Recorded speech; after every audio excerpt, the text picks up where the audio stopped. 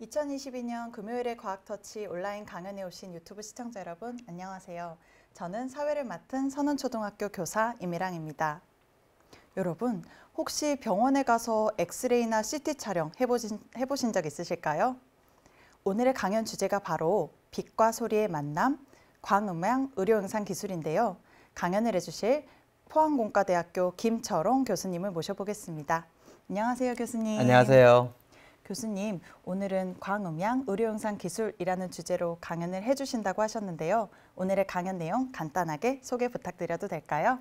예, 처음 들으셨을 것 같은데요. 예, 광음향 의료 영상 기술이라는 게 어떻게 개발되고 어떻게 병원에서 쓰이고 있고 그리고 어떻게 사업화되는지 오늘 설명해 드리겠습니다. 네. 교수님의 답변을 듣고 나니까 진짜 과연 어떻게 사용되고 있는지 빨리 알고 싶어졌습니다. 네.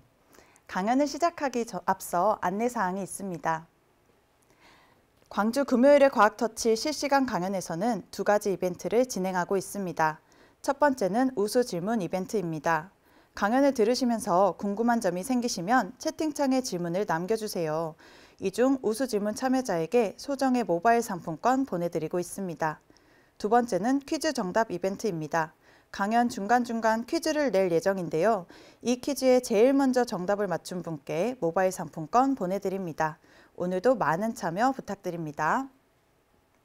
그럼 지금부터 교수님을 모시고 오늘의 강연 시작하겠습니다.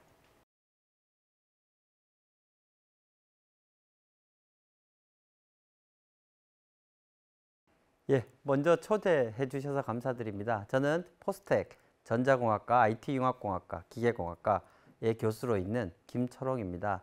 그리고 현재 포스텍에서는 의료기기 혁신센터장을 맡고 있고요. IT융합공학과 주임교수, 그리고 포스텍 의과학 프로그램 주무교수를 맡고 있습니다. 그리고 제가 외부적으로는 IEEE EMBS, 즉 Engineering in Medicine and Biology Society에서 저명학자로 활동을 하고 있고요. 사실 이 저명학자가 제가 2020년부터 시작을 하게 되었는데 이 역할이 전 세계를 다니면서 이렇게 강연을 해야 되는 게 제 역할입니다. 오늘 광주에서 여러분들을 만나 뵙게 되어서 너무 영광입니다. 그리고 마지막으로 제가 저희 연구실에서 개발한 이 광음향 의료 영상 기술을 사업화하는 옵티코라는 회사를 창업을 했고요. 거기에 지금 대표이사로 있습니다. 먼저 시작하기 전에 포스텍 소개 영상을 보시겠습니다.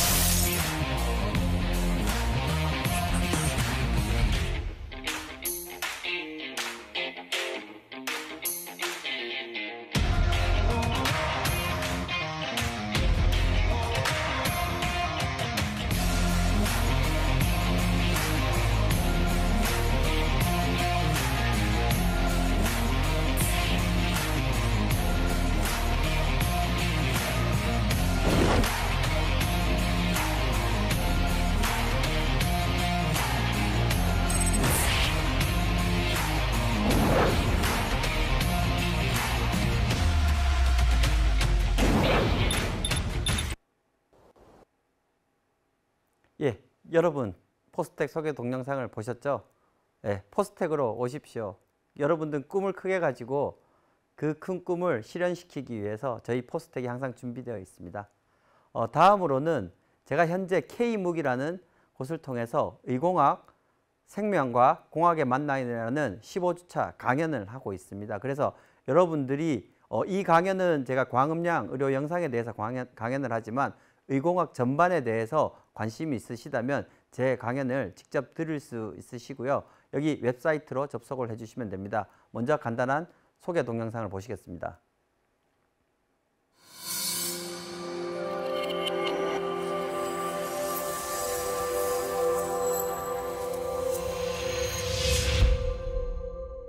전신 단층 촬영술, 핵자기 공명 영상, 초음파 의료 영상, 병원에서 사용되는 다양한 의료기기, 조직공학, 생체재료 등 우리 주변에서 아주 중요한 의료기술로 자리매김하고 있습니다. 우리는 이를 의공학이라고 부르며 저는 여러분께 이 분야에 대해 전반적인 소개를 해드리려고 합니다. 저는 포항공과대학교 창의-IT융합공학과 교수 김철홍입니다.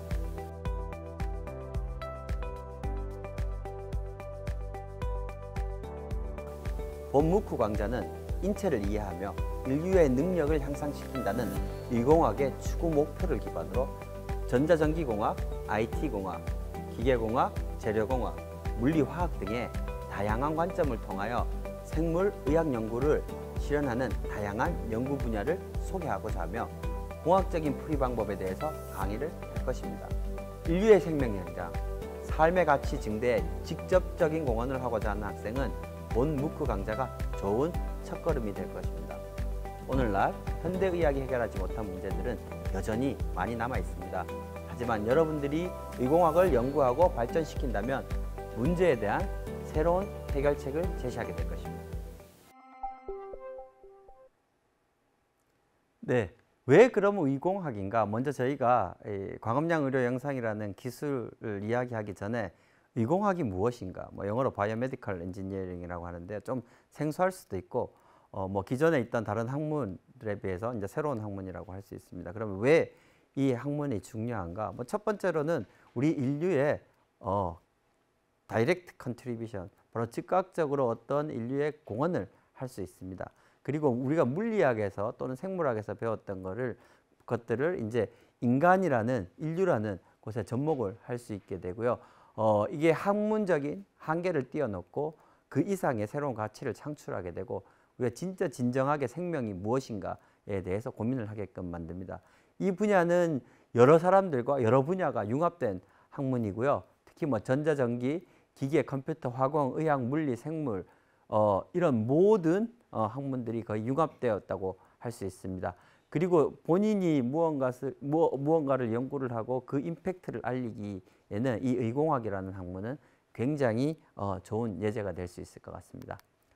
그리고 저희가 포스텍의 의료기기 혁신센터라는 그 센터를 교육부 중점연구소로 이제 선정을 받아서 저희가 이제 설립을 하고 연구를 하고 있는데요. 그 이유는 인간의 기대 수명 연장과 질병의 다양화로 인해서 정확한 진단과 치료가 필요하고 있습니다. 아시다시피 인간의 수명은 계속 이제 증대하고 있고요. 그리고 이제 이로 인해서 세계 의료 시장은 굉장히 커지고 있습니다. 그리고 이 FDA 의료기기 허가가 가면 갈수록 이제 건수가 굉장히 늘어나고 있기 때문에 의료기기 상용화가 가속화된다고 할 수 있습니다.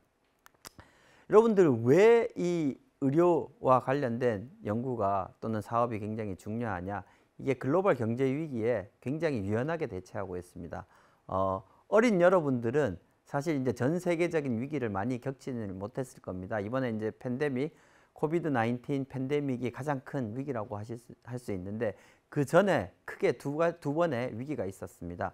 2000년에 닷컴 버블이라는 게 이제 위기로 나왔었고요. 그때는 인터넷이라는 게 새롭게 보급화되면서 .com이라는 웹사이트만 만들면 어떻게든지 사업을 할 수 있었던 시기였습니다. 그 이후로 굉장히 큰 위기가 왔었고요.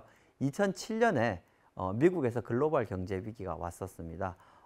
근데 금융과 관련된 굉장히 큰 위기가 오게 됩니다. 이 이후에 2000년과 2007년에 이후에 그 글로벌 경제 위기가 왔을 때 미국에서 S&P 500 또는 나스닥이라 그러죠. 이 뉴욕 증시가 굉장히 폭락을 하게 되는데요. 하루에 30%씩 이렇게 떨어지는 그런 사태가 있었습니다. 다만 이 헬스케어와 또는 이 의료와 관련되는 사업들은 그 이후에 주식이 이제 그렇게 많이 떨어지지는 않았고요. 그리고 그 위기 이후에는 전체 마켓 쉐어의 비율이 더 늘어나게 되었습니다.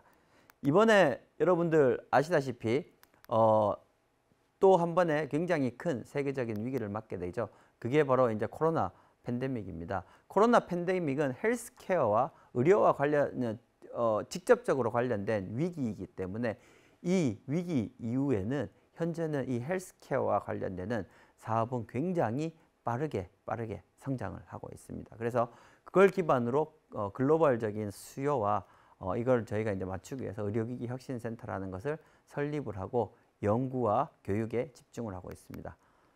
좀 더 소개를 해드리면 저희의 비전은 인공지능 기반의 의료기기 연구와 중개임상이라는 것은 연구실에서 만들어진 기술들이 병원에서 실제 사용되게끔 테스트를 하는 것들입니다. 그리고 기술 상용화 실현을 할 것이고 이제 글로벌 리더를 양성하는 것을 목표로 하고 있습니다. 크게는 정밀 진단, 의료 영상 헬스케어, 정밀 치료, 모니터링 헬스케어, 그리고 정밀 의학, 바이오 제조업을 저희가 준비를 하고 있고 이 기반에는 의료 빅데이터와 인공지능 기술에 기반을 하고 있습니다. 이런 것들이 연구실에 만들어진 것들이 이제 병원에서 사용이 되고 다시 기술 상용화로 이루어져서 다시 이제 연구실을 지원할 수 있는 그런 선순환 구조를 저희가 추구를 하고 있습니다. 그러면 오늘의 토픽인 이제 광음량 의료 영상에 대해서 넘어가겠습니다. 여러분 처음 들어보시죠? 거의 처음 들어보셨을 겁니다. 광음량 의료 영상과 가장 가까운 의료 영상이라고 할 수 있는 것은 현재 병원에서 사용되는 초음파 의료 영상이라고 볼 수 있습니다. 그러면 어떤 의료 영상들이 병원에서 지금 쓰이고 있을까 보게 될 텐데요. 먼저 엑스레이.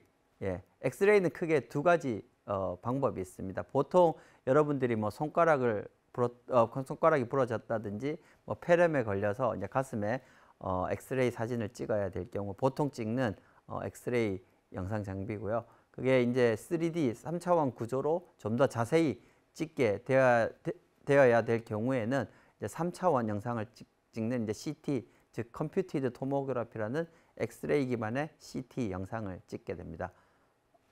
그리고 두 번째로는 이제 MRI, Magnetic Resonance Imaging이라는 이 MRI 영상이 현재 병원에서 굉장히 많이 사용되고 있고 기술적으로는 가장 많이 발전한 의료 영상 기술이라고 볼 수 있습니다. 그래서 많은 질병의 진단과 치료 모니터링에 이미 MRI가 사용되고 있습니다. 그리고 아까 제가 말씀드린 것처럼 초음파 의료 영상이 사용되고 있고요. 초음파는 사실 굉장히 안전하기 때문에 여성분들이 임신을 했을 때 이제 아기를 볼 수 있는데도 사용이 되고 작은 병원에서도 이제 저가의 초음파 장비를 이용해서 영상을 찍을 수 있는 그런 장점을 가지고 있습니다. 이렇게 다양한 의료 영상 장비가 쓰이고 있고요. 또 하나 이제 최근에 병원에서 많이 사용되기 시작한 PET, 포지트론 에미션 토모그래피라는 분자 영상 장비고요. 이 영상 장비는 특히 그 암 진단에 굉장히 민감하기에 초기에 있는 암을 찾을 수 있는 그런 영상 장비입니다. 이렇게 많은 의료 영상 장비가 사용되고 있는데요. 우리가 궁극적으로 질문을 하나 해볼 수 있습니다. 사람이 무언가를 봐야 될 때 이 영상 장비는 사실 우리가 보지 못하는 몸속에 있는 무언가를 보게 되는데 사람이 실질적으로 무언가를 봐야 될 때 어떤 걸 사용할까요? 가장 쉽게 우리가 이야기할 수 있는 게 우리가 직접 가지고 있는 눈이라고 할 수 있습니다. 현재 지금 제가 강의하고 있는 이 방에도 불빛이 있고요. 불빛은 이제 에너지를 내는 소스라고 할 수 있고 그 불빛이 반사되어서 이제 제 눈으로 들어와서 제가 이제 색깔도 구분할 수 있게 되고요. 그 다음에 이제 이 형체를 구분할 수 있게 됩니다. 그럼 이 인간이 가지고 있는 이 눈과 똑같은 원리로 만든 기계가 있습니다. 그걸 카메라라고 하죠. 이런 카메라, 눈, 이런 것들이 병원에서 굉장히 겉으로 보기에는 사용이 되는데 몸속을 보는 데는 사용이 되고 있지 않습니다. 그럼 무엇일까? 왜 우리가 무언가를 볼 수 있는 이미 몸에 그런 기능을 가지고 있는 장기가 있는데 왜 몸 안은 보지 못하는 걸까요? 그 문제점을 굉장히 간단하게 설명해 드리겠습니다. 이게 제가 오늘 포항에서 고속도로를 타고 오늘 날씨가 굉장히 좋았습니다. 88 고속도로를 타고 오늘 광주까지 오게 되었는데요. 전혀 이제 날씨가 굉장히 쾌창하고 맑을 경우 굉장히 먼 곳에 있는 곳까지 저희가 시야를 확보를 할 수가 있습니다. 그래서 멀리 있는 곳까지 볼 수 있게 되는데 이런 상황에서 안개가 끼게 된다면 10m 앞도 보기가 굉장히 힘든 상황이 생깁니다. 이게 사실 우리가 왜 카메라 또는 우리 눈으로 몸속을 보지 못하는 원리와 똑같은데요. 이 안개라는 것은 이제 불빛이 왔을 때 모든 이 빛을 산란시켜 버려서 이제 빛을 퍼뜨려 버립니다. 그러니까 이 말은 빛을 쏘았을 때 안개 너머로 빛이 못 들어가는 게 아니라 이 안개 분자에 의해서 모든 게 이제 빛이 산란된다. 산란되어서 흐트러져서 보지를 못한다. 그래서 운전을 할 때 가장 위험한 경우가 안개 낀 상황에서 운전을 하는 경우입니다. 왜? 헤드라이트를 아무리 세게 켜도 절대 앞을 보지를 못합니다. 그래서 우리 몸도 이 방에 불빛이 있어서 제 몸을 지금 제 몸의 표면에 닿고 있지만 이 빛은 몸을 투과해서 들어가고 있습니다. 들어가고 있는데 이게 이제 피부에 맞고 몸에 맞았을 때는 안개처럼 전부 다 산란되기 때문에 이 퍼짐의 현상에 의해서 저희가 보지 못하는 겁니다. 그래서 여기서 굉장히 중요한 개념인데요. 이게 빛의 산란, 특히 우리 몸은 빛을 굉장히 많이 산란시키는 그런 특성을 가지고 있다. 그래서 투과를 하지 못하기 때문에 산란이 되어서 저희가 몸속을 못 보는 것입니다. 그래서 몸을 보기 위해서는 다른 방법을 써야 되는데 우리 눈이 보지 못하는 엑스레이라는 걸 쓰게 되고요. 또는 MRI는 자성의 성질을 통해서 영상을 찍게 되는 것이고요. 초음파는 우리가 듣지 못하는 음파를 이용해서 영상을 찍게 되는 것들입니다. 그리고 제가 말씀드린 이 엑스레이, 자성, 초음파는 몸을 투과를 할 수가 있습니다. 그래서 그로 인해서 저희가 몸속에 있는 장기를 보는 것입니다.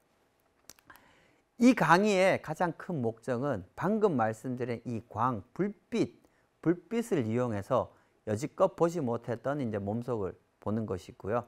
그게 제가 오늘 말씀드리고자 하는 이 광음량 의료 영상입니다. 그래서 쉽게 설명을 드리면 여기에 보시면 불빛이 있고 반대편에 사람 눈이 있는데요. 말씀드린 것처럼 불빛을 쏘게 되면 이 빛은 산란이 되어서 저희가 몸속에 있는 구조를 보지 못합니다. 가장 쉬운 방법은 이 반을 떼내버리는 거죠. 그러면 우리가 몸 중간을 볼 수 있는데 이게 이제 보통 수술을 할 때 개복을 하고 직접 의사 선생님들이 눈으로 확인하는 것들입니다. 이게 한 가지 방법이 있고요. 두 번째 방법은 요즘 굉장히 많은 이 케미컬, 화학적인 물질들이 발견되고 있는데 이런 화학 물질들을 피부에 바르게 되면 신기하게도 피부가 투명하게 변합니다. 그렇게 될 경우에 이제 몸속을 볼 수 있는데 다만 이런 케미컬들이 아직까지는 굉장히 이제 유해한 성질을 가지고 있고요. 많은 연구자들이 무해한 성질을 가지고 있는 그런 화학 물질들을 개발을 하고 있습니다.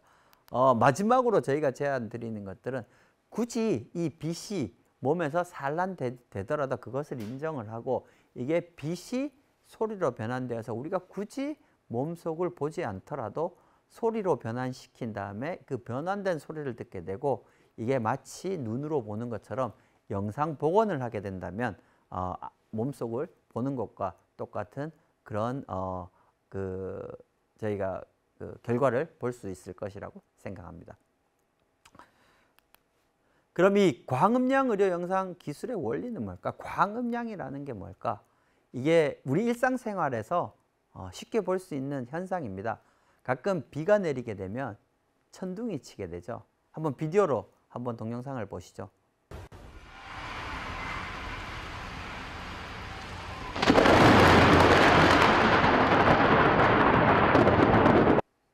여러분 보셨죠? 여러분들이 일상생활에서 쉽게 접할 수 있는 광경인데요. 굉장히 빠른 시간에 지나갈 겁니다. 어느 순간 빛이 번쩍거리고 그 뒤에 한 1, 2초 뒤에 천둥이 들리게 됩니다. 그게 무엇이냐면 이 번개는 빛이고요. 이 천둥은 소리입니다. 그래서 번개가 천둥으로 변환되는 원리가 광음량 원리입니다. 빛이 소리로 변환되는 원리고요. 절대 천둥이 먼저 오지 않습니다. 빛이 먼저 오고 그 다음에 천둥이 생기게 되고요. 근데 이게 굉장히 쉬운 원리이고요. 번개를 치는 순간하고 여러분들이 바로 천둥을 듣지 못합니다. 그 사이에 시간차가 조금 있습니다. 그래서 그 시간차를 알게 된다면 예를 들어서 1초 뒤에 내가 그 소리를 들었다. 근데 공기 중에 소리가 전파되는 속도가 한 초당 한 500m 정도 간다 라는 걸 알고 있으면 1초 만에 이 소리는 500m를 간 거죠. 그러면 여러분들이 내가 있는 위치에서 한 500m 떨어진 곳에서 번개가 쳤구나라고 계산을 할 수가 있습니다. 그러면 이제 원을 그릴 수가 있죠. 500m의 반지름을 가지고 있는 원을 그리면 그럼 그 원에 있는 모든 포인트가 번개가 친 자리가 될 텐데 그러면 한 점을 찾을 수가 없습니다. 하지만 그게 두 사람이 소리를 듣게 되면 되고요. 그러면 두 원의 교점이 되는 것은 두 점이 될 것이고요. 세 사람이 다른 곳에서 소리를 듣게 된다면 한 점을 지정을 할 수가 있습니다. 이게 이제 GPS의 원리죠. GPS에서 세 개의 감지하는 기계가 한 점을 찍어서 어디서 신호가 나오는가, 어디서 번개가 쳤는지를 알 수 있는 굉장히 간단한 원리입니다. 이게 어찌 보면 광음량 의료 영상의 모든 원리라고 생각을 하시면 됩니다. 그러면 이 현상을 누가 발견을 했나? 예, 이거는 이미 100년 훨씬 이전에 알렉산더 그램 벨이라는 사람이 광음량 의료 영상 원리를 이제 학문적으로 풀기 시작을 했습니다. 벨은 굉장히 혁신가였던 것 같아요. 벨은 이미 100년 전에 벨이 이제 전화기를 만든 사람이죠. 벨이 전화기를 만들었을 때 처음 느꼈던 것은 이 전화기를 가지고 사업을 시작하니 두 개의 굉장히 먼 지역을 통신을 하게 되는데 전화기가 비싼 게 아니라 이 두 지역을 연결하는 케이블이 비싼 겁니다. 그래서 이미 100년보다 훨씬 이전에 와이어리스 커뮤니케이션, 무선 통신에 대해서 생각을 했어요. 그래서 소리를 빛으로 바꿔서 그 다음에 빛을 보낸 다음에 다시 그 빛을 소리로 변환시킨다면 무선 통신을 할 수 있지 않을까. 그렇게 해서 태양빛을 굉장히 이제 검정색, 이제 그 어두운 색깔이 있는 물체에 빛을 모아서 이렇게 쏘니까 거기서 소리가 나오는 걸 발견을 했습니다. 여기서 소리라고 하는 것은 이제 그냥 그냥 빛을 보내서는 안 되고요. 이제 조금 이따가 설명드릴 텐데 빛을 보냈다 말았다 보냈다 말았다, 즉 펄스 형태, 깜빡임을 줘야 소리가 나온다는 걸 확인을 했습니다. 이게 최초의 광음량 현상을 이제 학문적으로 발견을 하게 되었고요. 그 당시 이제 벨은 이거를 포토폰 또는 이제 색깔을 바꿔서 소리를 바꿔서 내는 것들을 이제 스펙트라폰 이런 이름을 붙이게 되었습니다. 그래서 광음량 영상의 원리는 방금 말씀드린 번개와 천둥의 이 원리를 빛이 소리로 변환되는 이 원리를 가지고 영상을 찍게 되는데요. 그러니까 말씀드린 것처럼 이게 그러면 현재 병원에 있는 어떤 기술과 굉장히 유사하게 볼 수 있을까 하게 된다면 초음파 영상과 굉장히 유사합니다.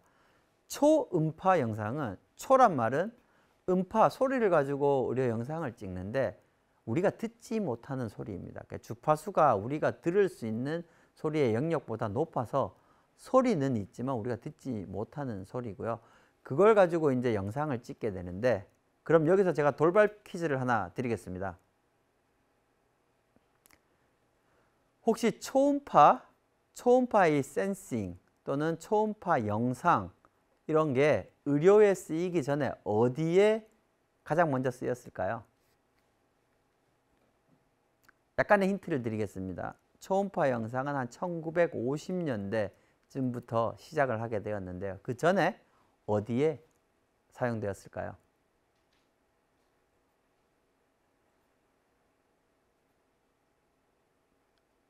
답변하시는 분들이 있을까요? 네. 자, 제가 아까 힌트를 드렸죠. 1950년대라고 했습니다. 여러분들이 태어나기 훨씬 전, 제가 태어나기도 훨씬 전, 아마 저희 부모님께서 굉장히 어렸을 때 같은데, 1950년대는 이제 우리나라는 한국 전쟁이 있었고요. 1945년이 2차 세계대전이 끝났던 해입니다. 그 전에 초음파가 굉장히 많이 쓰였는데요. 초음파가 많이 쓰인 곳은 군사적인 목적으로 많이 쓰였고요. 그 이유는 2차 대전 중에 미국의 상선들이 독일의 잠수함에 의해서 많이 격추가 되었습니다. 그래서 이 물속에 숨어 있는 눈으로 보이지 않는 이 잠수함을 찾기 위해서 음파, 소나라는 것을 이용을 해서 물속의 잠수함을 찾기 시작을 했습니다. 그래서 이제 그 군사용으로 굉장히 많이 쓰였고요. 그러니까 전쟁이 끝난 이후에 지금 잠수함에서는 소나가 굉장히 많이 쓰이고 있습니다. 그리고 여러분들 뭐 그 낚시나 이런 것들을 하게 될 경우에 이제 그 어선에서 어군을 찾을 때도 초음파를 굉장히 많이 쓰고 있고요. 그게 왜 의료 영상으로 넘어와서 사람의 몸을 찍기 시작을 했을까? 그러니까 두 개의 공통점은 무엇일까를 고민해 볼 필요가 있는데요. 잠수함에서 잠수함 또는 이제 배에서 물속에 있는 무언가를 찾을 때는 매질이 있습니다. 이제 물이라는 매질이 있고요. 사람 몸은 70%가 물로 되어 있습니다. 그래서 물이라는 매질이 있기 때문에 그 매질이 똑같아서 저희가 사람 몸에도 영상을 찍게 됩니다. 여러분들 병원 가서 초음파 의료 영상 한번 찍어 보시면 이렇게 프로브라는 걸 잡고 의사 선생님의 몸에 이렇게 대죠. 댈 때 이 표면에 젤을 바릅니다. 끈적끈적한 젤, 뭐 복부에도 바르게 되고요. 그게 물과 똑같은 성질을 가지고 있기 때문에 거기에 새로운 이 매질을 제공한다고 볼 수 있습니다. 그래서 초음파 영상과 왜 관련이 있냐? 소리를 우리가 광음량 영상에서는 감지를 하기 때문에 번개 이후에 생긴 천둥의 소리를 감지하기 때문에 기존의 초음파 영상에서 소리를 감지하는 것과 굉장히 비슷한 원리입니다. 그럼 기존의 초음파 영상은 어떻게 작동이 되냐? 병원에서 이렇게 생긴 기계를 배나 이렇게 몸에 갖다 대면 요렇게 생긴 프로브라는 곳 끝에서 초음파를 발생시킵니다. 그래서 발생시켜서 몸속으로 보낸 다음에 돌아오는 초음파를 가지고 영상을 복원하게 됩니다. 그래서 보낼 때도 초음파, 받을 때도 초음파. 이게 이제 기본적인 초음파 의료 영상의 원리고요. 광음량 영상은 초음파 영상처럼 초음파를 보내지를 않습니다. 대신 아까 번개 같은 걸 만들어야 되는데요. 여기서 말한 저희는 레이저를 조사를 합니다. 이러한 레이저는 그러면 굉장히 특이한 레이저를 쓸 것 같은데 여러분들 어머님들이 피부 관리할 때 피부과를 가끔 가면 피부과에서 전 빼는 레이저 이런 거 많이 쓰죠. 이제 이렇게 그런 전 빼는 레이저 시술을 할 때 보면 소리가 딱딱딱딱 소리가 납니다. 뭐 기계에서 날 때도 있고요. 피부 표면에서 소리가 난다고 보시면 됩니다. 그 소리를 한번 다음에 따라가게 된다면 유심히 한번 보십시오. 이제 피부 표면에서 소리가 납니다. 그게 광음량 원리입니다. 그래서 그런 피부과에서 사용하는 그러한 레이저를 몸에 조사를 하게 되면 몸에서 빛을 흡수를 하게 되는데 이게 흡수를 소리가 나오는 원리가 저처럼 지금 이 검정색 옷을 입고 오늘같이 화창한 날 밖에 나가면 굉장히 덥죠. 왜? 검정색이 빛을 많이 흡수하니까. 그러면서 덥다는 말이 열이 발생을 하게 됩니다. 열이 발생을 하게 되면 열점도 팽창이라는 게 일어나게 되는데 열점도 팽창이라는 건 뭐냐면 또 굉장히 쉬운 원리인데 풍선이 있고 풍선 주위의 온도를 올리면 풍선이 팽창하죠. 그 원리랑 똑같습니다. 어떤 특정한 물체가 순식간에 열이 올라가게 되고 열로 인해서 팽창을 하게 되면 커지면 그리고 펄스 레이저 저희가 이제 레이저를 쐈다 말았다 쐈다 말았다 하기 때문에 팽창했다 줄어들었다 팽창했다 줄어들었다 하면서 주위의 환경을 방해를 시키는데 이게 초음파로 발생이 되어서 전파가 되게 됩니다. 이게 그래서 빛이 흡수되고 열이 발생하고 물체가 팽창을 해서 이제 초음파를 발생을 시키게 되고 발생된 초음파는 몸을 통해서 흘러나온 다음에 기존의 초음파 장비로 감지를 할 수 있습니다. 그래서 오늘 한 가지 아셔야 될 게 기존의 초음파 장비는 보낼 때도 초음파, 받을 때도 초음파. 광음량 영상은 보낼 때는 레이저, 받을 때는 초음파입니다. 이게 다른 것입니다. 다만 그럼 몸속에서 어떤 것들이 이 레이저를 많이 흡수하고 열을 발생시킬까? 저처럼 이렇게 검정색 옷, 짙은 계열의 색깔을 몸속에 가지고 있는 무언가가 있으면 걔는 굉장히 초음파를 강하게 발생시킵니다. 그걸 멜라닌이라 그러고요. 우리 몸속에는 멜라닌이 많고 뭐 피부에 점 같은 것들이 보이듯이 이제 그런 멜라닌이 많게 되고요. 또 우리 몸에는 피가 있습니다. 크게는 두 가지 형태의 피가 있고요. 동맥과 정맥, 하나는 붉은색, 하나는 푸른색에 가까운 붉은색이고 이런 피들이 빛을 많이 흡수해서 초음파를 강하게 됩니다. 그래서 이 광음량 영상을 이용하게 되면 몸속에 있는 혈관을 굉장히 자세히 약물을 쓰지 않고도 그대로 볼 수 있는 그런 장점이 있습니다. 그래서 이게 한 가지 예제인데요. 이걸 여러 가지 형태로 만들 수도 있는데 여기는 현미경 형태로 만들었습니다. 그래서 굉장히 작은 혈관을 볼 수 있게 되고, 이제 동물에게 이제 테스트를 해서 영상을 찍은 것들이고요. 이런 고해상도의 이 혈관 영상을 보려면 기존에는 이제 약물을 투입을 해서 혈관 조형이라는 걸 하게 되는데요. 여기는 이제 그대로 찍은 건데, 그러니까 쥐에 이제 귀를 본다든지, 여기 보시면 이제 귀에 있는 혈관을 본 거고요. 그러니까 이제 쥐에 이제 뇌에 있는 혈관을 본 겁니다. 그리고 뇌에 있는 이 스컬, 그 뇌뼈를 열지 않고 받는 것들이고, 이제 눈에 있는 혈관들을 본 것들입니다. 그러니까 쥐에 있는 혈관을 찍은 것들이고요. 저희가 이제 여기서 이제 사업을 한번 시작을 하게 됩니다. 그 이유는 그 전에 저렇게 혈관을 이제 작은 동물 쥐에 있는 쥐를 가지고 굉장히 연구들을 많이 하거든요. 이제 생물학과나 의학에서. 이런 연구를 많이 해서 혈관을 많이 봐야 되는데 저런 장비가 만들어서 사람들이 관심을 얻었는데, 문제는 시간이 굉장히 오래 걸렸습니다. 하나 찍는데 보통 한 30분에서 1시간 정도 시간이 걸렸던 것들이죠. 그래서 저희가 이거를 우리가 굉장히 고속으로 찍을 수 있겠구나 라는 이제 MEMS라는, 뭐 다른 교수님들이 좀 MEMS라는 기술을 이제 한번 강연을 했으면 좋을 것 같은데, 마이크로 머신 기술을 이용해서, 굉장히 작은 MEMS라는 기술을 이용해서 이 영상의 속도를 굉장히 올렸습니다. 저희가 이제 이 장비를 가지고 이제 일본에 있는 저희 그 같이 연구를 하는 분께서 영상을 찍으니 걸리는 시간이 기존에는 30분에서 1시간 걸렸는데 지금 수초 안에 영상을 찍게 되고, 이거 같은 경우는 이제 사람 손에 있는 혈관을 찍은 것들입니다. 굉장히 큰 대면적을 굉장히 작은 혈관까지 이제 손에 있는 혈관을 찍은 것들이고, 여러분들 요즘 시큐리티 목적을 가지고 예전에는 뭐 손금을 그다음에 지문을 이용해서 시큐리티를 하게 되는데, 요즘은 이제 그런 것들도 복제가 가능해서 그 밑에 있는 혈관의 패턴을 이용해서 그 보안을 하게 되는 경우가 있는데요. 뭐 그런 쪽에도 저희가 사용될 수 있을 것이라고 생각이 됩니다. 그 다음 거 같은 경우는, 이거는 이제 처음에 보여드렸던 그림은 그 쥐의 일부, 뭐 귀, 눈, 뇌 이런 쪽을 찍게 되는데, 이거는 이제 그 동물의 이제 전체 사진을 초고속으로 영상을 찍어서 이제 그 동물의 그 몸 속에 있는 혈관들의 구조를 봤던 연구 결과입니다.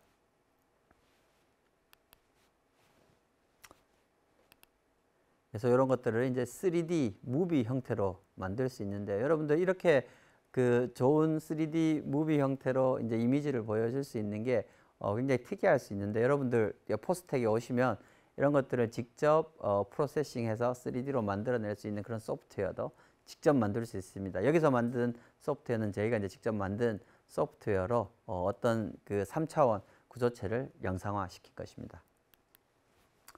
그리고 이것은 처음에 본 이제 바로 앞에서 본 3차원 영상보다 더 깊게 볼 수 있는 전신 촬영 영상 기술인데요. 제일 왼쪽은 이제 배 쪽에서 찍은 것들이고, 이제 중간에는 이제 쥐의 등에서 찍은 것들이고, 제일 오른쪽에는 이제 쥐를 이제 옆으로 놓고 찍은 것들인데, 여러분들 뭐 자세하게 조금 보시면 이제 중간에 보이는 이런 구조들이 그 대장과 소장을 나타내고 있고요. 뒤쪽에 빨간색으로 보이는 구조들이 이제 간을 주로 나타내고 있습니다. 이제 등 쪽으로 보게 된다면 그 척추가 보이게 되고요. 오른쪽으로는 여기는 이제 비장이 보이게 되고, 이쪽에 보이는 조그만 게 이제 양쪽에 콩 모양으로 보이는 것들이 신장이라고 볼 수 있습니다. 그래서 이렇게 해서 여러분들 동물 정신 촬영을 해서 영상을 볼 수도 있고요. 또 하나 저희가 굉장히 그 집중적으로 연구하는 분야 중에 하나가 이제 심혈관 질환에 관한 건데요. 이제 사람이 가장 많이 죽는 병이 심혈관 질환입니다. 그래서 혈관과 관련되는 질환인데, 이제 이 혈관이, 심장에 있는 혈관이 문제가 생기게 되면 심혈관 질환이 되게 되고요. 뇌로 가는 혈관에 문제가 생기게 되면 뇌질환이 될 것이고, 발로 가는 혈관에 그 문제가 생기면 이제 말초혈관 질환이라고 하는데요. 가장 위험한 것이 이제 심장에 있는 혈관이 막힐 경우에 심근경색을 일으켜서 사망이 이를 가능성이 굉장히 높습니다. 그래서 심근경색의 거의 첫 번째 증상은 사망일 가능성이 굉장히 높습니다. 그래서 이 심혈관 질환은 국제 사망률이 국내 사망률 2위를 나타내고 있고요. 이미 이제 심근경색 또는 뇌경색이 발생하기 전 단계의 사전 진단 기술은 진단 기술 개발이 절실히 요구되고 있는 상황입니다. 근데 현재 병원에서 하는 것들이 이런 심혈관에 문제가 생겼을 때 이 초음파 센서를 굉장히 얇게 만들어서 심장에 있는 혈관까지, 그걸 카테터라 그러는데요. 심장에 있는 혈관까지 집어넣어서 거기서 얼마만큼 막혀 있냐라는 것들을 측정을 하게 됩니다. 여기 보시는 여기 이제 초음파 센서 한 두께 1mm 정도는 초음파 센서고요. 거기에 이제 광섬유라는 걸 갖다 붙이고 저희 광초음파 광음량 영상을 하기 위해서는 빛을 전달해야 됩니다. 그래서 광섬유를 통해서 빛을 전달하게 되면 이렇게 여기는 토끼의 혈관에 저희가 이제 삽입을 해서 영상을 찍은 결과입니다. 그래서 여기 혈관이 막힌 자리를 먼저 확인을 하고 검정색으로 까맣게 보이는 것이 저희 카테터를 삽입을 하고 이렇게 영상을 찍게 되면 그 회색으로 보이는 거는 기존의 초음파 영상이고요. 색깔로 보이는 게 저기 광음량 영상입니다. 그래서 거기가 얼마나 위험한지를 측정을 할 수 있습니다. 또 하나 굉장히 위험한 질병 중에 저희가 굉장히 많이 연구하는 것 중에 이제 말초혈관 질환이라고 하는데요. 말초혈관은 이제 인구의 고령화, 흡연, 식습관 의 변화로 성인병이 굉장히 많이 생깁니다. 가장 많이 생기는 게 당뇨병, 그러니까 비만, 과체중, 그다음에 고혈압, 고지혈증 이런 것들. 그러니까 주위에 보시면 부모님들이 약 하나 정도는 다 드시고 계신 거죠. 그래서 아까 말씀드린 것처럼 이런 성인병이 생겨서 심장혈관에 문제가 생기면 심혈관이고요. 뇌에 있는 혈관에 문제가 생기면 뇌질환이고요. 저희는 이제 말초혈관, 다리에 혈관에 문제가 생기는 걸 그 연구를 하고 있습니다. 그래서 이런 그 말초혈관 질환에 문제가 생기면 피부 개사로 이제 절단을 해야 되고 궁극적으로는 이 심근경색이나 뇌졸중으로 인해서 사망할 확률이 굉장히 높습니다. 특히 당뇨병 가지신 분들은 발에 문제가 굉장히 많습니다. 그래서 이러한 말초혈관 질환을 저희가 영상화하기 위해서 제가 사람한테 쓸 수 있는 장비를 만들었는데 이게 여러분들이 보통 보시는 초음파 의료 영상 장비고요. 병원에서 여기에 이제 레이저를 갖다 붙여서 저희가 장비를 만들었습니다. 그래서 이렇게 이제 발을 이렇게 위에서 보면 이제 찍게 되는데 여기 좀 불빛이 깜빡깜빡 보이는 게 보이시죠? 그리고 오른쪽 밑에는 사람 발의 단면적을 여러 번 찍어서 영상을 나타내는데 회색이 기존의 초음파 영상이고 동글동글하게 보이는 이런 색깔이 있는 것들이 이제 광초음파 영상에 의해서 혈관이 찍히는 것들입니다. 그래서 여러 영상을 모아서 찍은 다음에 이제 저희가 이제 이미지 복원 알고리즘을 이용하게 된다면 3D 영상 복원을 할 수가 있습니다. 그래서 보시면 여기 보시면 이 혈관, 사람 발 속에 있는 혈관을 영상을 찍은 것들이고요. 이런 것들이 뼈 영상인데요. 여러분들 뼈라 그러면 엑스레이를 반드시 찍어야 된다.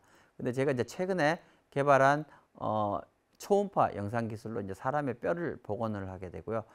엑스레이를 쓰지 않는다는 건 굉장히 중요합니다. 엑스레이는 방사선이라는 걸 쓰기 때문에 궁극적으로 인체에 유해하고요. 대신 초음파를 쓰게 된다면 무해하게 이제 뼈 영상을 얻고 굉장히 발로 가는 혈관들까지 영상을 찍을 수 있습니다.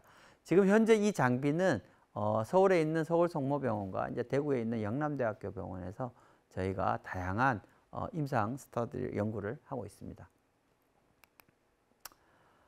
그리고 요 발로 찍는 그 시스템을 좀 더 업데이트해서 그 손으로 잡을 수 있게끔 만들어진 사람 몸을 여러 군데를 찍을 수 있는데요. 여기는 이렇게 손을 잡고 사람 목을 찍은 것입니다. 보시면 목에다가 스캐너를 두고 그다음에 이제 오른쪽에 지금 레이저를 켜는 거고요. 그 화면에 여기 이제 색깔이 보이는 것이 광음량 영상이고 왼쪽에 초음파 영상. 그래서 저희가 이 영상을 여러 번 얻어서 현재는 목에 있는 영상을 얻습니다. 목에 있는 큰 혈관 중에 이제 경동맥이라는 게 있는데요. 그게 뇌질환과 굉장히 뇌질환에 큰 영향을 미칩니다. 그리고 이런 것들은 저희 연구실에서 그냥 인공지능 의료 기술을 이용해서 최근에 이제 코비드-19 그 팬데믹이 생기자마자 가장 먼저 했던 것들이 체스트 엑스레이, 우리 가슴을 찍는 엑스레이 영상을 저희가 분류를 하는데 기존의 폐렴이냐 아니면 그 코비드-19 환자의 폐 영상이냐 이런 것들을 자동으로 분류하는 인공지능 기술을 저희가 개발을 했습니다. 그래서 이제 굉장히 잘 구분이 된다라는 것들을 개발했던 결과고요. 연구 얘기는 아마 이게 이제 마지막이고 제가 좀 하나 소개시켜 드릴 게 저희가 이제 광음량이 의료 영상 기술을 가지고 예술을 조금 합니다. 그래서 첫 번째 보이는 그림이 그 앞에서도 본 그림일 것 같은데 귀에 있는 혈관 영상을 저희가 찍었고요. 찍은 다음에 여기 김형기라는 우리 작가님께서 그림을 그렸습니다. 여기 이제 꽃 모양 그림을 그렸고요. 그러니까 저희가 이제 이 그림의 이름을 벚꽃 체리 블러썸이라고 저희가 이름을 붙였고 사실 이 그림은 일본 고객에게 150만 원에 팔았습니다. 이제. 그래서 이거 굉장히 좋은 비즈니스가 될 수 있다라고 생각이 들고요. 그다음에 이제 그 밑에 있는 똑같은 작가님께서 이거는 이제 쥐의 그 눈에서 얻은 혈관입니다. 그래서 눈에서 얻는 혈관 영상을 보시면 쥐에 이제 터치가 좀 되어 있습니다. 그래서 이 작가님이 터치를 하셔서 이클립스, 그 일식이라는 이름을 붙였고요. 이거 역시 한 200만 원 정도에 저희가 작품을 팔았습니다. 그리고 오른쪽에는 저희가 이제 2018년에 우리가 한참 뭐 그 우리나라 대통령하고 이제 북한의 김정은 그 위원장하고 이제 만났던 그걸 저희가 기념하기 위해서 만들었었고요. 사실 히스토리가 조금 있습니다. 이 영상은 싱가포르에서 저희 장비를 산 팀에서 찍은 영상이고요. 그 당시 싱가포르에서 만났기 때문에 싱가포르이 굉장히 정치적으로 그 당시 굉장히 유명했었습니다. 그래서 그 혈관 영상을 찍은 결과입니다. 그래서 오늘 제가 연구와 관련되는 광음량 의료 영상과 관련되는 연구를 많이 했고요. 여기에서 만든 기술을 현재 병원에서 아까 말씀드린 것처럼 테스트를 하고 있고 그 영상의 결과를 저희가 창업한 회사 옵티코를 통해서 상용화하고 있습니다. 그래서 저희의 목표는 향후 최대한 빨리 실질적으로 우리 환자분들이 이런 기술로 혜택을 받고 많은 분들이 사용하는데 편하게 사용할 수 있도록 노력하려고 하고 있습니다. 예, 여기까지 준비했습니다. 감사합니다.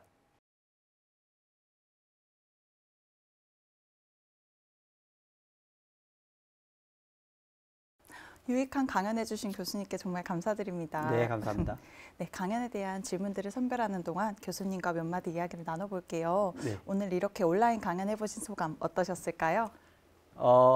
뭐 제가 가끔씩 금요일에 이 과학터치 강연을 다른 도시에서도 많이 했었습니다. 첫 번째로 굉장히 기술들이 발달하고 있어서 좋네요. 이제 그리고 여러분들과 계속 이렇게 소통할 수 있어서 굉장히 좋은 기회라고 생각합니다. 오늘 중간에 돌발 퀴즈 내주셨었는데 이호준 크라운쌤도님께서 가장 먼저 정답을 맞춰주셨습니다. 축하드립니다. 축하드립니다. 네, 질문 시작하려고 하는데 질문 드려도 될까요? 네, 괜찮습니다. 오늘 정말 많은 질문들이 들어왔어요. 그중에서 먼저 첫 번째 들어온 질문부터 드리도록 하겠습니다. 네, 이호준 크라운쌤도님께서 남겨주셨는데요. 의공학을 전공하면 인체에 대해서도 의과대학처럼 공부하는 건가요? 라고 남겨주셨습니다. 네, 굉장히 좋은 질문인데요. 제가 초반에 말씀드린 것처럼 의공학은 다양한 학문의 융합입니다. 그래서 여러분들이 의공학이라는 걸 선택을 하게 되면 인체에 대한 강의를 들어야 됩니다. 보통 이걸 생리학이라 그러는데요. 병원에 이과대에 가게 되면 뭐 생리학 또는 뭐 생명과학과 이런 데 가도 많이 듣게 되는데 뭐 생리학, 세포생물학 이런 수업들을 듣게 되어서 거기서 배우는 이 기본 지식을 여러분들이 만약에 의공학을 하게 된다면 여러분들이 또 배우는 이제 공학 기술을 접목을 해서 실제 의학에서 일어나는 일들을 풀 수 있을 것이라고 생각합니다. 그래서 다양한 학문을 배워야 됩니다. 네, 역시 이제 함께 공부를 해야 하군요. 네, 그다음 정재성님께서 남겨주셨어요. 엑스레이나 CT 등을 너무 많이 쬐면 암에 걸릴 수도 있다던데 정말 그런가요? 네, 그렇습니다. 그래서 엑스레이, 특히 CT 두 가지 영상 기술은 여러분들 엑스레이라는 것을 쓰게 되고요. 엑스레이라는 이 방사선은 보통 이런 특정한 에너지 레벨이 있습니다. 그 전자가 가질 수 있는 에너지 레벨이 어떤 특정한 레벨 이상으로 가게 될 경우에 이걸 이제 방사선이라고 그러는데요. 보통 13.6 일렉트론 볼트 이상의 에너지를 저희가 방사선이라고 합니다. 그러면 이 개념이 잘 와닿지 않죠? 그럼 13.6이 뭐냐? 근데 제가 오늘 말씀드린 광음량 영상은 레이저라는 걸 사용하게 되죠. 그 레이저라는 걸 사용했을 때 우리가 몸속에 전달하는 에너지는 1에서 2 일렉트론 볼트입니다. 그래서 방사선을 사용하고 있지 않습니다. 그래서 굉장히 안전하고요. 엑스레이나 CT에 사용되는 에너지는 보통 킬로 일렉트론 볼트를 사용하게 됩니다. 킬로는 1000입니다. 이제 1000 이상의 일렉트론 볼트, 즉 13.6 이상이면 방사선이라고 이야기를 하게 되고, 근데 실질적으로 병원에서 여러분들이 기존의 엑스레이 영상으로 무언가를 찍게 된다면 1000배, 거의 100배 이상의 방사선을 쓰게 됩니다. 그럼 이게 무엇인가? 이 방사선을 쓰게 되면 여러분들 세포 내에 있는 DNA 구조가 바뀌게 되고요.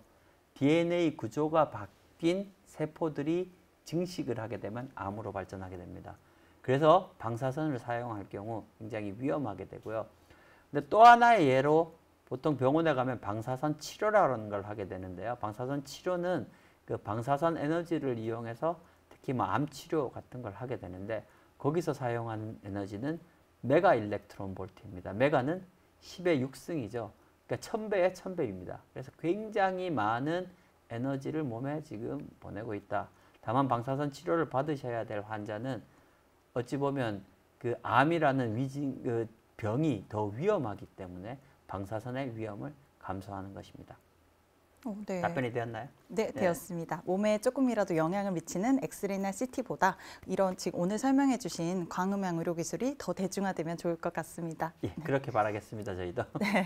네, 다음 질문 드릴게요. 저울대님께서 남겨주셨어요. 피부를 투명하게 하는 화학물질은 몸속을 얼마나 정확하게 볼 수 있는지, 그리고 또 어떤 종류가 있는지 궁금합니다. 또 어떻게 투명해지는지도 궁금해요. 라고 남겨주셨어요. 사실 제가 그 분야의 전문가가 아니라서 자세히 답변은 드리기가 힘들 것 같고요. 기본적인 원리는 이 굴절, 빛이 굴절되는 율을 맞춰주는 것입니다. 그래서 몸속에는 피부에 빛의 굴절율이 있고요.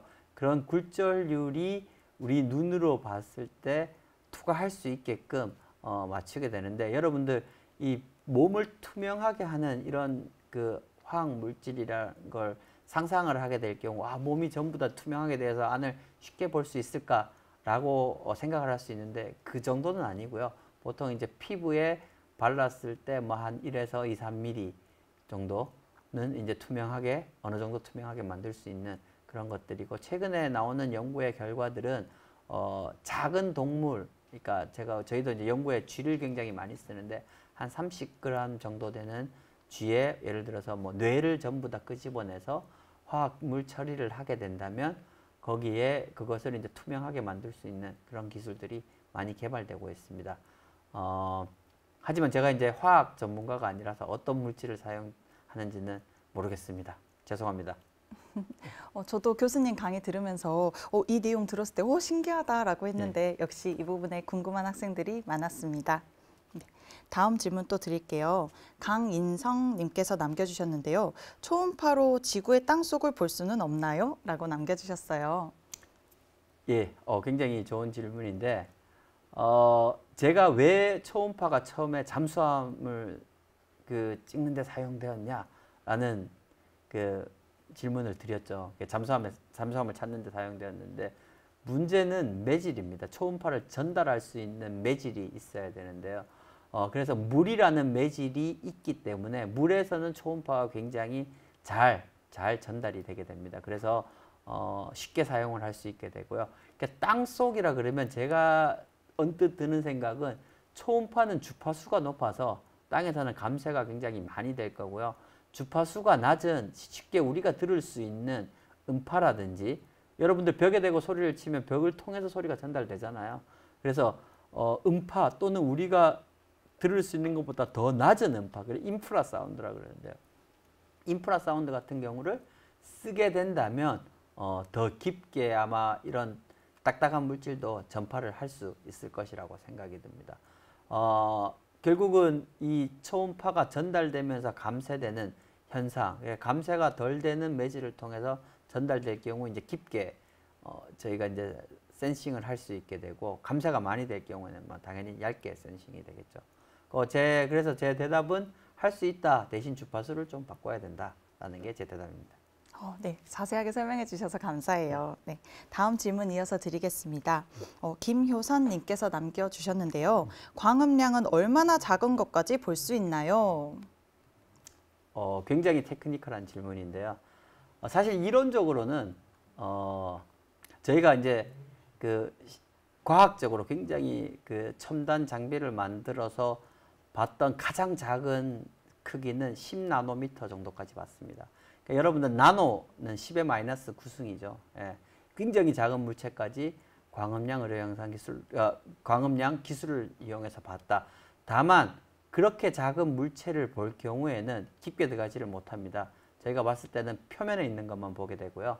그래서 이 광음량 기술은 해상도 얼마나 작은 걸 볼 수 있냐와 투과 깊이가 항상 일정한 비율을 가지고 있습니다. 보통 한 5마이크로미터 정도에 되는 크기의 물체를 보게 된다면 깊이가 200 정도로 곱하면 되는데 그러면 어느 정도죠? 1mm 정도 들어간다고 보시면 됩니다. 이제 그게 그 깊이와 해상도의 비율이 한 200 정도. 그리고 5마이크로미터 정도의 물체는 한 1mm 투과 정도까지 본다고 보시면 될 것 같고요. 그거를 뭐 10배로 늘려서 50마이크로미터라 그러면 한 1cm 정도 그렇게 생각을 하면 될 것 같습니다.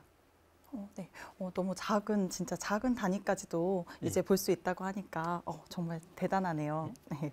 네, 다음 질문 이어서 드리겠습니다. 이호준님께서 또 질문을 남겨주셨어요. 빛이 흡수된다는 것은 어떤 뜻일까요? 빛이 사라지는 건가요? 빛은 계속 진행하다가 저절로 사라질 수도 있나요? 빛이 몸에 맞게 되면, 그러니까 뭐 빛이 흡수되는 게 그런 것들이죠. 제가 지금 굉장히 덥거든요. 여기 불빛이 있어가지고 그런 게 빛이 사라지는 현상인데 사라지지는 않고 결국 에너지가 들어오게 되면 다른 형태로 변환을 하게 됩니다. 그래서 어떤 물체에 빛을 쏘게 되면 이제 빛이 반사돼서 튕겨 나갈 수도 있고요.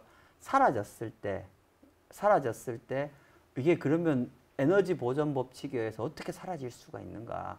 에너지는 항상 보존되어야 되는데 그래서 빛이 어느 물체에 맞았을 때 튕겨서 나가든지 사라져야 되는데 그 사라지는 현상 중에 하나가 흡수라는 건데요. 이게 이제 흡수가 되어서 어떻게든지 간에 그 똑같은 에너지 양이 다른 쪽으로 변환이 되어야 됩니다. 한 가지 굉장히 특이한 변화는요. 과학에서 굉장히 많이 쓰이는 것들인데 어떤 물체에 빛을 써서 빛이 사라지는데 걔가 에너지가 다른 형태의 빛으로 변환되어서 다시 발산이 되게 됩니다. 그걸 형광이라고 합니다.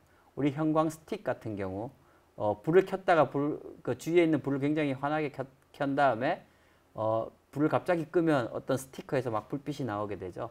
그런 현상입니다. 외부에서 에너지를 받았다가 다시 발산을 시키는 경우고요.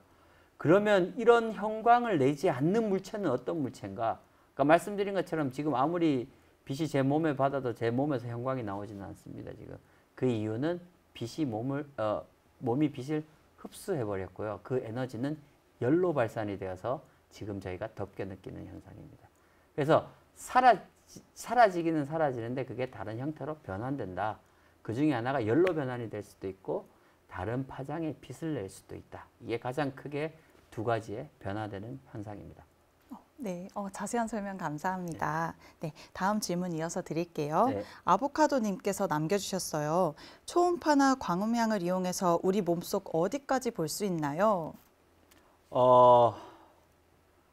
보통 저희가 이제 임상용 장비를 이용해서 임상 테스트를 하는 것은 이제 밖에서 볼 경우에는 한 3cm 정도를 투과를 할 수 있게 되고요. 그래서 밖에서 3cm 정도 되는 것들이 그래서 제가 이제 발에 있는 혈관에 관심이 많고 그다음에 또 하나 굉장히 많이 연구하는 부분이 이제 목에 있는 갑상선암. 그래서 최근에 저희가 연구 결과를 냈는 것 중에 이제 갑상선암이 얼마만큼 이제 악성이냐 악성이지 않느냐를 분류하는 그런 연구를 많이 했었고 굉장히 또 중요한 연구 중에 하나가 이제 유방암 진단. 유방암은 사실 여성분들이 걸리는 가장 많이 발병하는 암이고요. 유방암은 굉장히 위험하기 때문에 이제 환자가 죽음으로 이르기까지 굉장히 빠르게 진행되는 암입니다. 그래서 유방암을 조기에 진단하는 것들이 굉장히 중요한데 이 광음량 영상 기술이 사용이 되고요. 제가 말씀드린 것처럼 이런 것들은 이제 밖에 주로 나와 있는 것들이고, 그리고 제가 발표 때 말씀드린 것처럼 이런 것들을 굉장히 작은 센서로 만들게 된다면 몸 속으로 집어넣을 수 있는데요. 뭐 혈관을 볼 수 있게 되고 몸 속에 있는 혈관을 볼 수 있고, 또는 내시경 형태로 만들어서 몸속에 집어넣어서 내시경 영상도 할 수 있습니다. 그런 것들이 이제 영구적으로 많이 개발되고 있는 그런 기술들입니다. 네, 피부에서는 3cm, 몸속에 예. 들어가면 더 깊숙이 안쪽까지 볼 수 있겠네요. 네, 그렇습니다. 네, 다음 질문 드리겠습니다. 네. 박기성님께서 남겨주셨어요. 광음량 영상도 CT처럼 빠르게 얻을 수 있나요? 기본적으로 광음량 영상의 원리는 초음파 영상이랑 굉장히 유사하다고 말씀드렸지 않습니까? 기존의 초음파는 기계에서 초음파를 보내서 몸에 보낸 다음에 돌아 나온 초음파 신호를 얻고, 광음량 영상은 레이저를 쏘고 발생되는 몸에서 발생되는 초음파를 영상을 찍는 겁니다. 그래서 반은 초음파죠.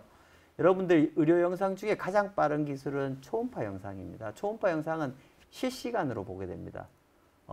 여러분들은 아마 나이가 어려서 많이 잘 안 써봤을 것 같은데, 대부분 뭐 부모님들 병원에서 요즘은 초음파가 그 보험 혜택이 다 되기 때문에 40세 이후에는 한 6개월에 한 번 정도 이렇게 초음파 영상을 찍을 수가 있습니다. 그래서 나중에 부모님들이 찍으러 갈 때 한번 보세요. 그 자리에서 영상이 보입니다. 그러니까 의료 영상 중에 실시간은 현재는 초음파가 가장 유일하다고 보시면 됩니다. 네, 실시간은 가장 빠르다. 예. 네, 다음 질문 이어서 드리겠습니다. 이은서님께서 남겨주셨는데요. 펫CT와 초음파의 다른 점은 어떤 것인가요? 예. 이 친구는 어디서 좀 봤네요. 펫CT라는 걸 들어봤기 때문에.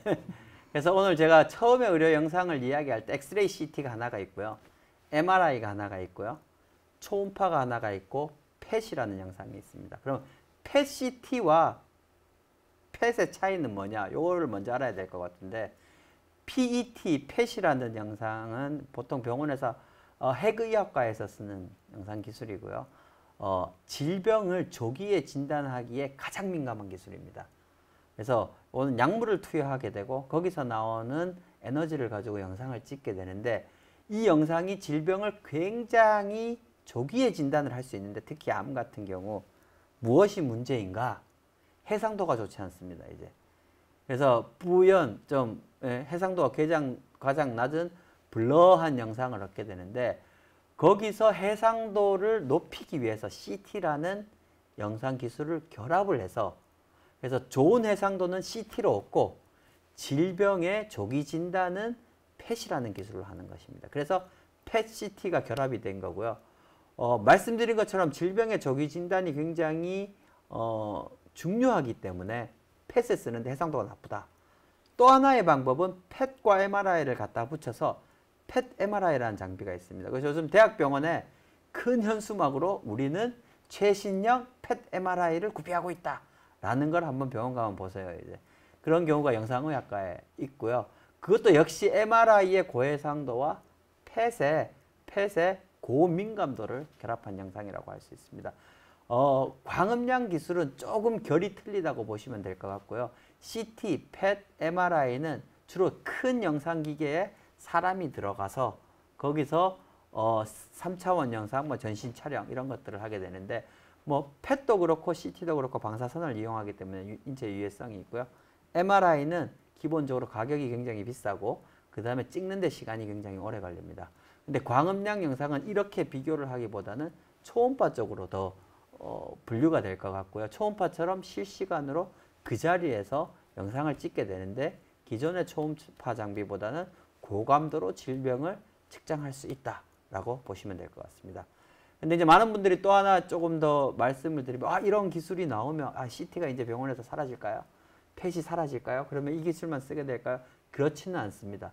역사상 어느 기술, 어느 의료 영상 하나 장비가 그 어떤 장비를 이제 없애지를 못했어요. 처음에 사람들이 엑스레이, 이거 뭐 방사선 피폭량이 엄청 많아서 초음파 쓰면 없어질 거다라고 했지만, 여러분들 여전히 CT, 엑스레이, 펫, MRI, 초음파 다 병원에서 쓰고 있습니다. 이게 아마 제가 보기에는 실제 병원에 들어오게 될 경우 초음파처럼 쓰이게 될 것 같고요. 아마 그 빈도가 어떤 특정한 질병에 많아지지 않을까 그런 생각을 하고 있습니다. 네, 각각이 다 뭔가 장단점이 있기 때문에 네, 다 그렇습니다. 필요한 것 그 어느 같습니다. 것도 완벽할 수가 없는 거죠. 네, 다음 질문 드리겠습니다. 최은영 님께서 남겨주셨어요. 네. 암 같은 것이 발생했을 때 다른 장기에 가려져서 발견이 늦어지는 경우가 종종 있는데요. 광흥양 의료기술을 이용하면 그런 점은 없나요?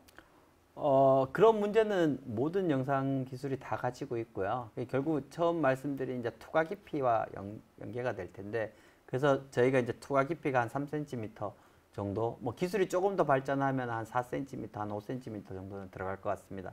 그래서 그 정도 레인지에 있을 때는 다 보이는데요. 그 깊이에 있을 때는 사실 보기가 굉장히 힘든 거죠. 그래서 이제 처음에 말씀드린 뭐 갑상선암, 유방암 돌출이 되어 있는 상황이기 때문에 그런 어떤 장기에 가려져서 본다는 그런 위험성은 거의 없고요. 보통 그런 게 굉장히 이제 위험하게 다른 장기에 가려서 보기 힘든 것들이 보통 췌장암 같은 경우 깊숙이 있는 암인데 그런 췌장암 같은 경우는 다른 영상 기술로도 사실 보기가 굉장히 힘듭니다. 그래서 저희의 전략은 그런 췌장암 같이 깊게 있는 질병들은 내시경 형태로 시스템을 만들어서 몸속으로 삽입을 한 다음에 그래서 이제 찍는 것을 저희는 추구하고 있습니다. 네, 이렇게 의료기술이 점점 더 발전해서 나중에는 모든 암들을 조기에 발견할 수 있으면 좋을 것 같습니다. 예, 그런 날이 빨리 왔으면 좋겠습니다. 네, 다음 질문 이어서 드릴게요. 온라인 학습님께서 남겨주셨어요. 광음양으로 인해 질병에 대한 진단 수준이 많이 높아진 것 같습니다. 혈관에 대한 진단은 정교한 것 같은데 어떤 한계점이 있는지 궁금하고 앞으로 또 어떻게 더 발전할 수 있을지 궁금합니다.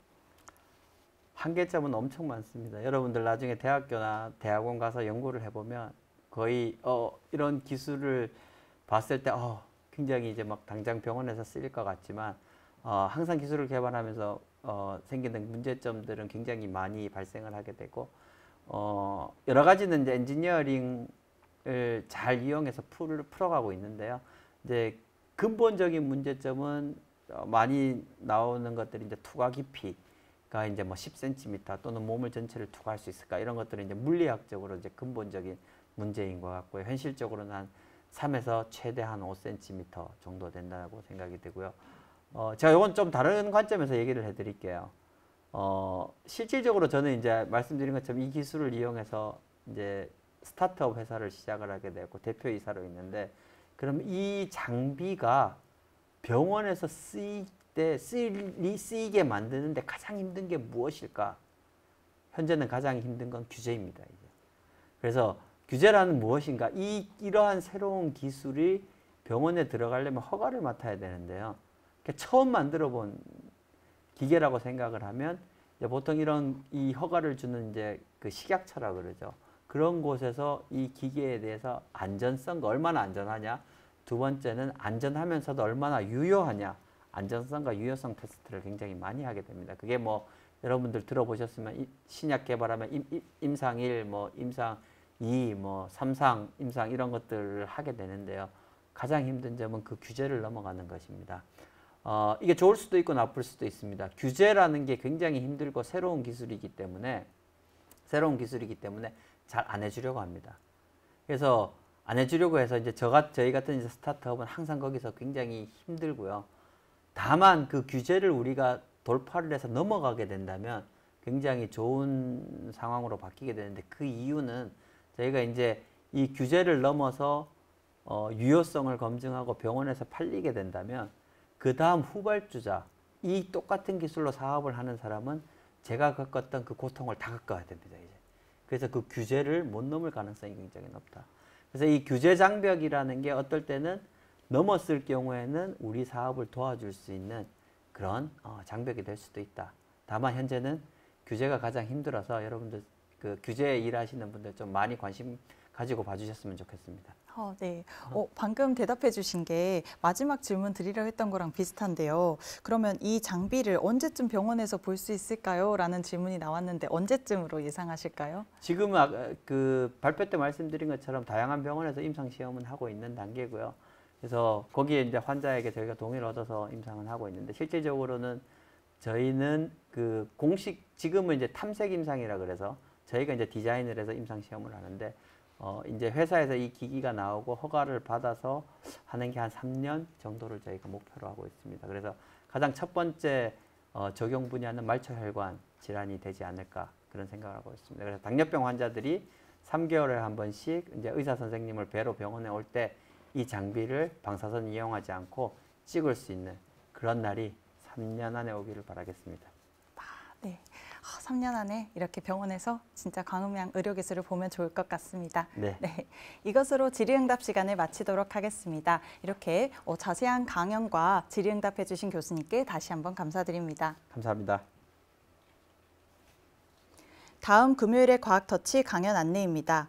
본 강연은 4월 29일 금요일 오후 7시에 유튜브 실시간으로 중앙대학교 윤성호 교수님을 모시고 탄소 중립 및 국내 이산화탄소 전환 유용산물 생산기술 개발 동향이라는 주제로 강연 예정입니다. 도입 강연은 지안초등학교 정재성 선생님께서 ESD 무서운 친구 지방이라는 주제로 강연을 녹화하여 추후에 업로드될 예정입니다. 많은 시청 부탁드립니다. 오늘은 빛과 소리의 만남, 광음양 의료영상 기술이라는 주제로 포항공과대학교 김철옹 교수님의 강연을 들어보았습니다. 교수님과는 여기서 끝인사 드리겠습니다. 감사합니다. 감사합니다.